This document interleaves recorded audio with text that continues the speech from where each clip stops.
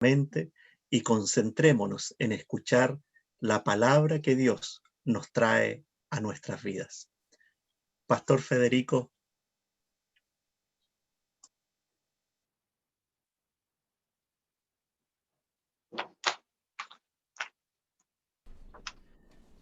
Bueno, el día de hoy vamos a traer a través de la palabra del Señor algo que es posible que muchos hayan escuchado, pero no todos recuerden su significado.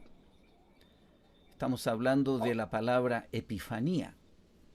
Y la palabra epifanía es una celebración cristiana. Etimológicamente la palabra epifanía significa manifestación. Y cuando se refiere a nuestro Señor Jesucristo, corresponde a los momentos en que Jesús se manifiesta o se revela al mundo. Habitualmente identificamos la Epifanía con el Día de Reyes, 6 de enero más o menos. Sin embargo, en la tradición cristiana no solamente podríamos hablar de esta Epifanía, hay algunas otras epifanías en donde nuestro Señor Jesucristo también se muestra claramente. Pero la más conocida es esta de los magos del Oriente. Tiene lugar en estas fechas más o menos, forma parte de las celebraciones litúrgicas que tenemos en la Navidad. Y varían un poco en función de cada país. En algunos lugares, por ejemplo, la tradición cristiana, eh, es habitual en esta tradición cristiana ofrecer regalos y preparar algunos dulces especiales.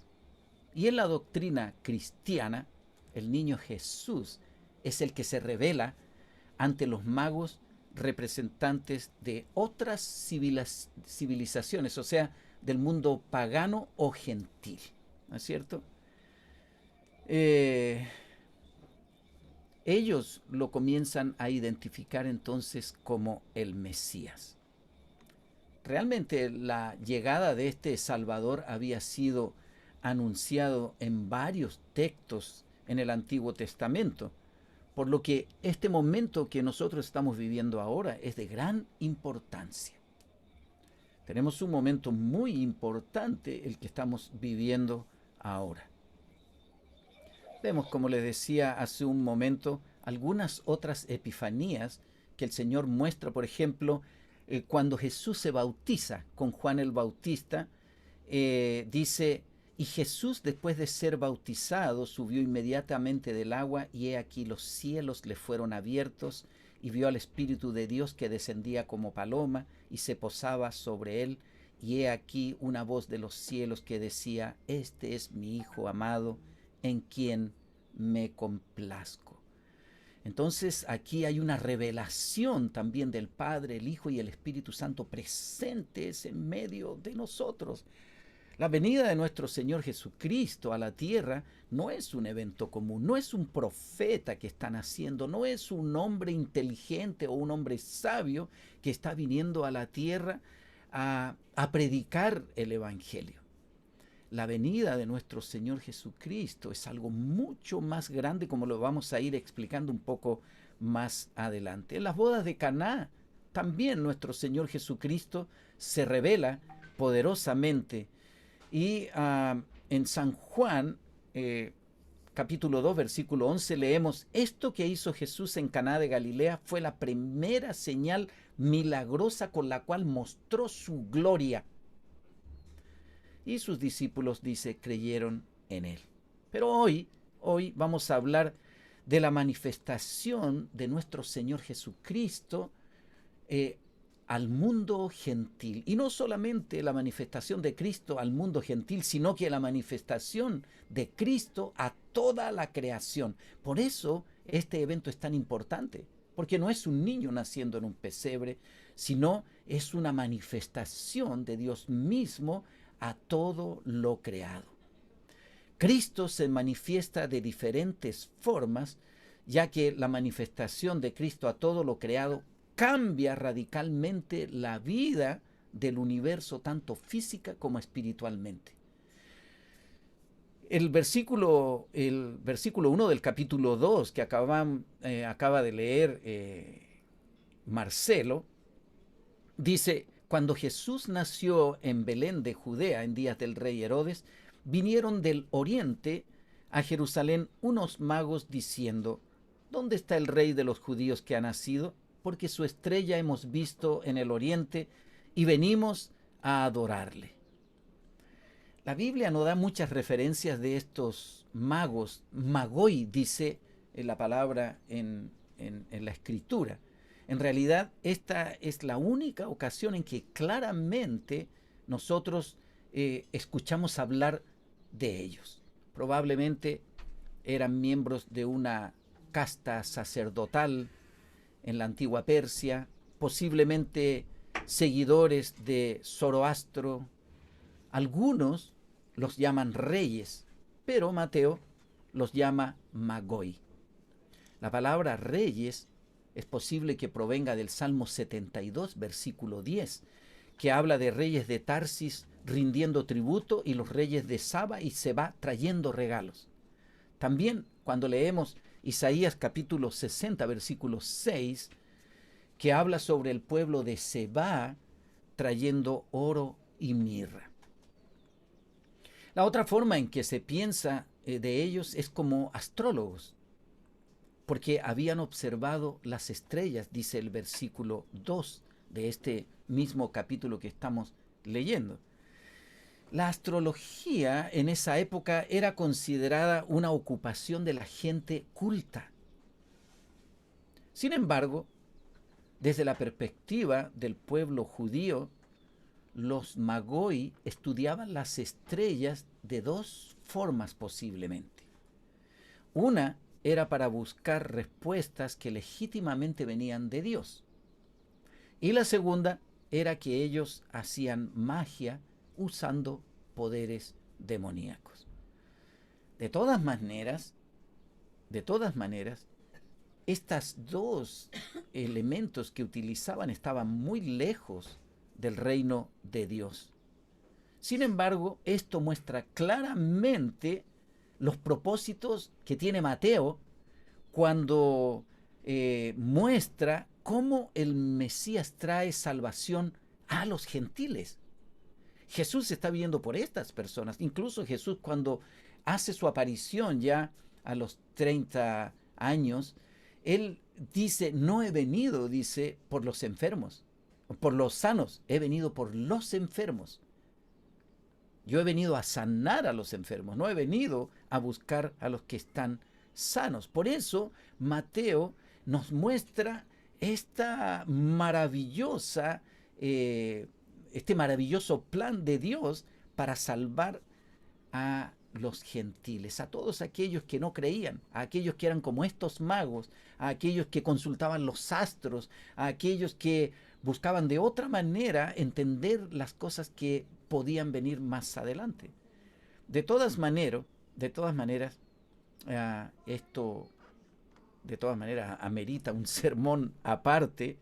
La manifestación de Cristo no solo es al mundo, sino a todo lo creado. En Romanos capítulo 8, versículo 22 y 23 dice: porque sabemos que toda la creación gime a una, y a una está con dolores de parto hasta ahora, dice. Y no solo ella, sino que también nosotros mismos, que tenemos las primicias del Espíritu, nosotros también gemimos dentro de nosotros mismos, esperando la adopción, la redención de nuestro cuerpo, dice Romanos capítulo 8, versículo 22 y 23. En nuestra época, la astrología y los horóscopos siguen siendo populares. Y aunque Mateo trata a estos magoi amablemente, esto no significa que la astrología o los horóscopos sean aceptados por Dios. de ninguna manera. Estas cosas constituyen una especie de sistema religioso alternativo que es completamente incompatible con la fe cristiana. Dios es quien está en control, no las estrellas. Los medios principales para la revelación de Dios son los profetas, son las escrituras. Es su Hijo Jesucristo. Podemos leer en Hebreos capítulo 1, versículo 1 y 2, dice: Dios, habiendo hablado muchas veces y de muchas maneras en otro tiempo a los padres por los profetas, en estos postreros días nos ha hablado por el Hijo, a quien constituyó heredero de todo y por quien asimismo hizo el universo. De todas maneras, no debemos dejar de lado que Dios puede usar incluso las estrellas para guiarnos a Cristo. Pero en fin, Dios se está manifestando de esta manera a los magos. Y podemos ver en esta manifestación el poder y la autoridad de Dios para hacer lo que Él estima conveniente en la situación que Él estima o crea conveniente y para los fines que Él crea convenientes. Los magoi o los magos estos son un instrumento de Dios solamente para mostrar al mundo gentil la buena voluntad de Dios para con los hombres, como dice en Lucas capítulo 2, versículo 14. Ok, Dios se manifiesta a los magos en esta primera etapa como una estrella que los está guiando hacia un lugar que ellos no saben dónde está. Solamente ellos están siguiendo esta estrella que les guiará hasta el lugar en donde el Mesías, el Rey de los judíos, ha nacido. Pero no solo eso ocurre, porque Dios o Cristo mismo se manifiesta también a los reyes. En Mateo capítulo 2, el versículo 3, dice: oyendo esto el rey Herodes se turba. Él se turbó. Y toda Jerusalén juntamente con él. Y convocados los principales sacerdotes y los escribas del pueblo, le preguntó dónde había de nacer el Cristo. Aunque en la época de la manifestación de Cristo al mundo no existían las comunicaciones a través de Internet y todo lo que tenemos ahora, Dios usa todas las formas posibles para manifestarse al mundo, de tal manera que se muestra al rey Herodes, uno de los reyes poderosos de la época. En el verso 1 de este capítulo 2 leemos: en días del rey Herodes. Él era el que gobernaba entonces. Este era Herodes el Grande. Sus hijos, que eran Herodes Arquelao, Herodes Felipe y Herodes Antipas, son los que lo van a suceder después, cuando él muera, en el año aproximadamente 4 antes de Jesucristo, ¿no es cierto? Herodes el Grande, de todas maneras, siempre ha sido mirado como un tipo muy malo, pero Herodes el Grande también hizo buenas cosas. Por ejemplo, conservó la paz. Herodes construyó el templo. Algunas veces inclusive fue generoso. Sin embargo, también era un hombre que estaba lleno de una paranoia tremenda. Él, a través de este tremendo problema que tenía, va asesinando a sus rivales, sean estos reales o sean imaginarios. La historia nos cuenta que mandó a ejecutar a su propia esposa y a 2 de sus hijos. También la masacre de los inocentes en el capítulo 2, versículo 16 al 18, en donde vemos como modelo la matanza del faraón a los bebés israelitas allá en Éxodo capítulo 2, versículo 1 al versículo 10. Nos muestra también este carácter extraño de Herodes, que por un lado podía ser generoso, Por un lado, él podía haber construido inclusive el templo que construyó en Jerusalén, y sin embargo, por otro lado, tenía esta cosa oscura. Es para más o menos darnos cuenta quién era el Herodes a quien fueron los magos a darle la noticia. Este era el Herodes a los que los magos llegan para contarle y para preguntarle dónde estaba este rey que había nacido, este rey de los judíos. Herodes el tetrarca. Tetrarca significa el que gobierna una cuarta parte de un territorio. Él estaba administrando toda la parte de Judea. Aquí hay una ironía en lo que los magos preguntan a Herodes, cuyo título oficial era rey de los judíos. No hay que olvidar que el Senado romano le dio el título de rey de los judíos a Herodes. No se lo dieron los judíos, pero sí se lo dio el Senado romano. Y estos magos vienen a hablar con Herodes y a preguntarle sobre un bebé que ha nacido como rey de los judíos. Ellos parecen no sospechar que esta pregunta va a hacer sonar las alarmas en la cabeza y en el corazón de Herodes. Este título, Rey de los Judíos, lo vamos a ver en Cristo al final de este Evangelio. En el capítulo 27, versículo 11, cuando Pilatos le pregunta a Jesús, ¿eres tú el Rey de los Judíos? También lo vamos a ver cuando los soldados se burlan de nuestro Señor Jesucristo, ahí en el capítulo 27, versículo 29, cuando ellos le golpeaban y le decían, salve, Rey de los Judíos. Y también vamos a ver este título de Rey de los Judíos en Jesús como un letrero colocado sobre la cruz, señalando este título como un cargo en contra de Jesús. Este hombre está siendo crucificado porque se ha erigido como Rey de los Judíos. El título que se pone en 3 idiomas sobre la cruz de Cristo es un título para mostrar por qué se lo está ejecutando a Jesús. No le están dando la gloria y la honra en este título. Entonces, aún así, todos estos títulos que pusieron sobre Jesús, aunque fueron en forma de burla, eran completamente ciertos. Porque este título no lo habían puesto los hombres, sino Dios mismo había dado este título a su único Hijo para que sea parte de nosotros. Nunca debemos olvidar que uno de sus nombres era Emmanuel, que significa Dios con nosotros. Pero también Jesús se manifiesta a los sacerdotes. Cuando los sacerdotes responden a Herodes, aquí nosotros vemos algo tremendo.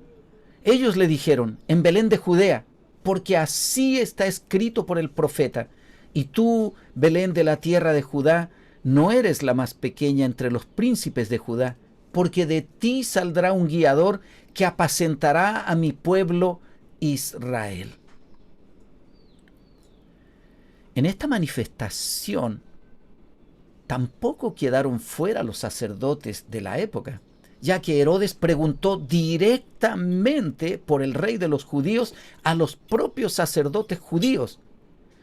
Y cuando estaba haciendo este sermón, me imaginé la vergüenza de estos sacerdotes delante del rey, que inquiría por este rey de los judíos que estaban haciendo en un lugar que ellos no habían averiguado.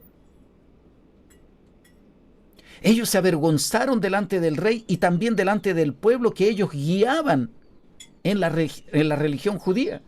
Estos sacerdotes quedan al descubierto en su poco afán por las cosas del Señor, ya que sabiendo la profecía, no hicieron absolutamente nada por encontrar ellos la respuesta a este evento. Ellos mismos le dicen a Herodes la profecía escrita en Miqueas capítulo 5, versículo 2. Ellos se la recitan, se la relatan a Herodes, lo que dice la profecía. Dios quiere que Jesús se manifieste a todo nivel, porque el plan de salvación que se forjó allá en el huerto del Edén se está comenzando a desarrollar ya con la venida de Cristo a nuestro mundo. Por eso se manifiesta a los magos, se manifiesta al rey, y ahora se está manifestando a los sacerdotes, ya que tanto el rey como los sacerdotes tienen el poder y la autoridad como para hacer que esta noticia que están trayendo los magos se extienda por toda la tierra conocida de esa época. También es interesante, y me llamó mucho la atención, que esta epifanía se haya manifestado primeramente a unos magoi desconocidos. Personajes que aparecen por esta vez y nunca más se sabe de ellos. ¿O será que se manifestó también a los sacerdotes y ellos no quisieron hacer nada? La Biblia no dice nada de esto, pero a través de las profecías que se encuentran en la Biblia podemos deducir que los sacerdotes tenían la obligación de saber sobre el nacimiento y el tiempo de este nacimiento, y al parecer ellos no hicieron nada. Isaías capítulo 9, versículo 6 nos dice: porque un niño nos es nacido, hijo nos es dado, y el principado sobre su hombro, y se llamará su nombre Admirable, Consejero, Dios fuerte, Padre eterno, Príncipe de paz. Isaías capítulo 12, versículo 18 al 21 profetiza lo siguiente: he aquí mi siervo a quien he escogido, mi amado en quien se agrada mi alma. Pondré mi espíritu sobre él, y a los gentiles anunciará juicio. No contenderá, ni voceará, ni nadie oirá en las calles su voz. La caña cascada no quebrará, y el pábilo que humea no apagará, hasta que saque a victoria el juicio, y en su nombre esperarán los gentiles. Isaías 7:14, por tanto el Señor mismo os dará señal. He aquí la Virgen concebirá y dará a luz un hijo, y llamará su nombre Emmanuel. Y finalmente Malaquías capítulo 5, versículo 2, pero tú, Belén Efrata, pequeña para estar entre las familias de Judá, de ti me saldrá el que será Señor en Israel, y sus salidas son desde el principio, desde los días de la eternidad. Ellos, hermanos, entonces debían saber y debían haber hecho algo con respecto a la profecía. Pero estaban tan inmersos en su religiosidad y en sus costumbres que no pudieron ver la verdad que se levantaba delante de ellos. Me trae a la mente la historia del buen samaritano, en donde un sacerdote, un levita, hombres de Dios, no hicieron nada por este hombre asaltado y herido en el camino. Sin embargo, un samaritano, un hombre muy lejos del corazón de los judíos, fue el que se apiada de este hombre. Es como si Dios hubiera obviado la religión para revelarse en aquellos que tenían un corazón y una fe sencilla. Asimismo, los magos vienen de muy lejos a adorar al rey de los judíos, sin ser sacerdotes, sin ser parte del templo, y los judíos, a pesar de estar tan cerca del evento, no hacen nada por saber de Jesús y adorarlo. Son pastores los que están alrededor del pesebre. Son hombres que con una fe sencilla, una fe profunda en sus corazones, van y adoran a Jesús. Y son unos magos que vienen de lejos los que van y entregan presentes a este niño que está naciendo. Mateo capítulo 2, versículo 7 nos dice: entonces Herodes, llamando en secreto a los magos, indagó de ellos diligentemente el tiempo de la aparición de la estrella, y enviándolos a Belén dijo: id allá y averiguad con diligencia acerca del niño, y cuando le halléis, hacedmelo saber para que yo también vaya y le adore. Cuando leemos estos versos, nos damos cuenta de la trampa incluida en esta orden que el rey da a los magos. Lo primero que vemos es que llama en secreto a los magos. Ni siquiera nosotros como pastores podemos llamar en secreto a alguien.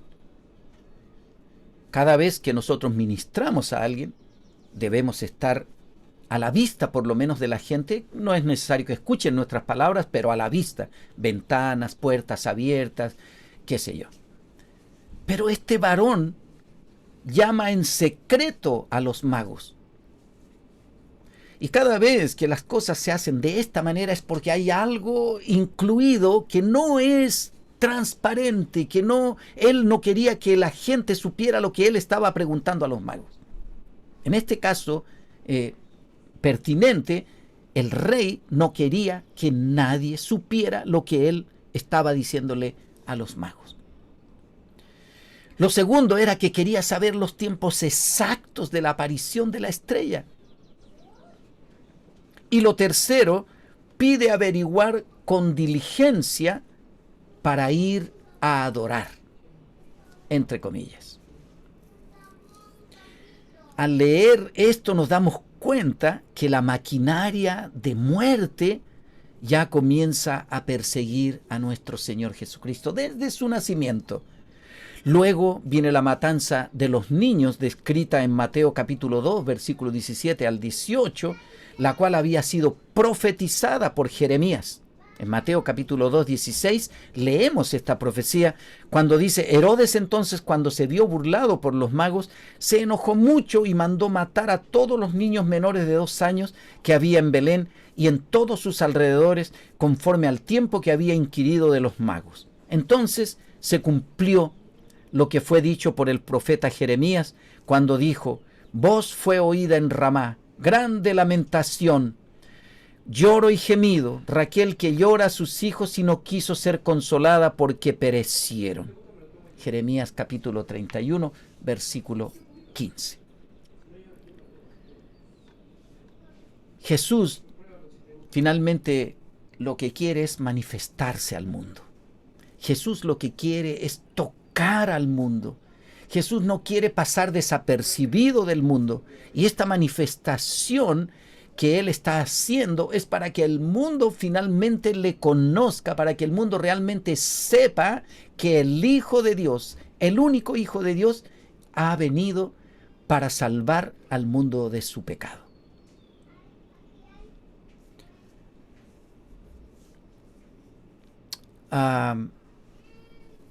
Habiendo oído, dice en Mateo 2:9, al rey se fueron, dice, y he aquí la estrella que habían visto en el oriente iba delante de ellos hasta que, llegando, se detuvo sobre donde estaba el niño.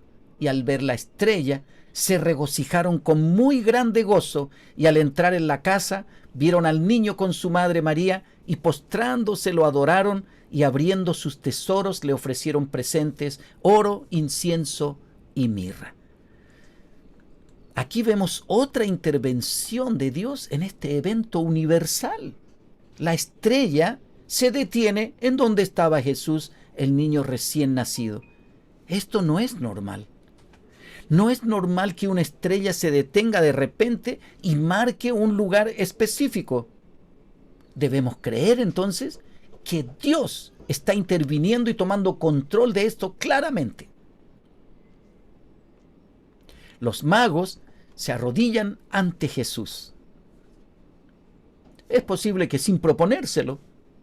Sin embargo, con este evento de arrodillarse delante del Señor, anticipan quizás este día cuando todos se arrodillarán y toda lengua confesará que Jesucristo es el Señor, en Filipenses capítulo 2, versículo 10 y 11.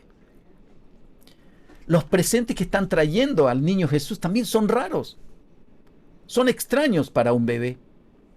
Esperamos ropa para un bebé que está naciendo, ¿no es cierto? Esperamos juguetes, quizás un biberón. Esperamos una mantita para abrigarlo, pañales. Pero estos estos magos, perdón, están trayendo oro, incienso y mirra. Estos regalos están hablando sobre el futuro de nuestro Señor Jesucristo. Aquí hay profecía en medio de algo tan trivial como entregar regalos. Los magos están entregando oro, incienso y mirra. Y estas tres cosas están mostrando el futuro de este Jesús que están haciendo. El oro es el presente para un rey. A los reyes se les trae oro. El incienso es usado en el culto, en el templo. Nosotros lo podemos leer en Éxodo capítulo 30, versículo 34 en adelante. Podemos leer que este incienso es usado en el culto del templo. Es un presente para un sacerdote. El sumo sacerdote usa la mirra como un aceite para ungir. Lo leemos también en Éxodo capítulo 30, versículo 23. Y también es usado para preparar cuerpos para su entierro. Nicodemo finalmente traerá una mezcla de aloe y mirra para preparar el cuerpo de Jesús para su entierro.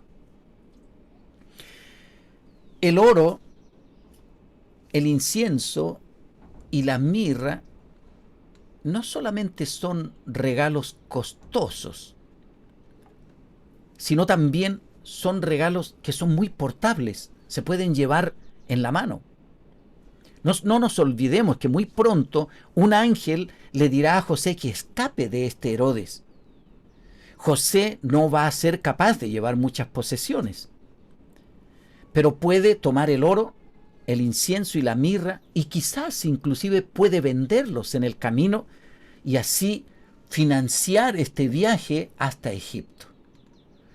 Tal vez estos presentes son la manera en que Dios provee los medios para esta jornada que les espera hasta Egipto. Y el último versículo de este pasaje que tenemos para el día de hoy dice: pero siendo avisados por revelación en sueños que no volviesen a Herodes, regresaron a su tierra por otro camino. A pesar de que Herodes trate tanto como pueda de descarrilar el plan de Dios para la salvación del mundo, él no puede hacerlo. Los Herodes de este mundo no son competencia para Dios o para el pueblo de Dios. Dios está iluminando a estos sabios con respecto a las intenciones de Herodes, así que ellos evitan regresar a este rey en su camino de regreso. Y es muy interesante porque cuando leemos al final lo que dice la palabra del Señor, cuando dice regresaron a su tierra por otro camino, la palabra que se utiliza aquí es odos. Y es una palabra que Mateo usa también en el capítulo 7, versículo 13 y 14, para describir el camino angosto. Es tan interesante porque es la misma palabra usada para describir el camino angosto cuando se habla del camino ancho y el camino angosto. Y también para describir el camino de justicia en Mateo 21, 32. Emil Brunner, ¿cómo se llama? Escritor y teólogo, dice acerca de este evento: la verdad, dice, es que el encuentro con Jesús no solamente significa una nueva relación de culto, sino también nuevas relaciones morales, nuevas relaciones materiales, nuevas relaciones sociales, nuevas relaciones espirituales. Significa ir por otro camino por el cual íbamos antes. Es cambiar de camino, es volverse a Dios. Y estos magos están mostrando, bueno, es Mateo el que muestra con esta palabra, esta pequeña palabra odos, que hay un cambio de actividad, hay un cambio de corazón, hay un cambio de mente cuando tenemos contacto con Cristo. Los magos eran hombres desconocidos para Dios. Quizás estaban incluso buscando a Jesús por motivos equivocados, solamente en su rutina astrológica. Pero una cosa es segura: ellos no quedaron igual que antes de conocer al Creador del universo. Hermanos, cualquiera que tiene un encuentro con Jesús ve su vida cambiada radicalmente. Y esto es lo que debemos hacer. Vengamos con una fe sencilla, con un corazón dispuesto a la adoración. Dejemos quizás de lado los ritos que podrían desviarnos de una adoración verdadera y sumerjámonos en la presencia de este Cristo que está naciendo. Cristo ha venido para mostrarse a todos. Cristo ha venido para salvar a todos. Cristo ha venido para ser el modelo de todos. Y se muestra en una fecha como esta para que el mundo sepa que hay un modelo para seguir. Se muestra al mundo entero para que el mundo sepa que hay un lugar, hay una persona a la cual aferrarse y seguir. Que existe una persona que salva y sana. Que existe una persona que finalmente nos dará la mano allá en el lugar eterno en donde compartiremos el banquete con Él. Que seamos nosotros como los reyes magos. No seamos como los sacerdotes que, sabiendo la profecía, no hicieron nada por ir y adorar a Cristo. Seamos con una fe sencilla, pero con una fe cierta de que el Mesías ha venido para transformar y cambiar el mundo. Que el Señor les bendiga grandemente, hermanos.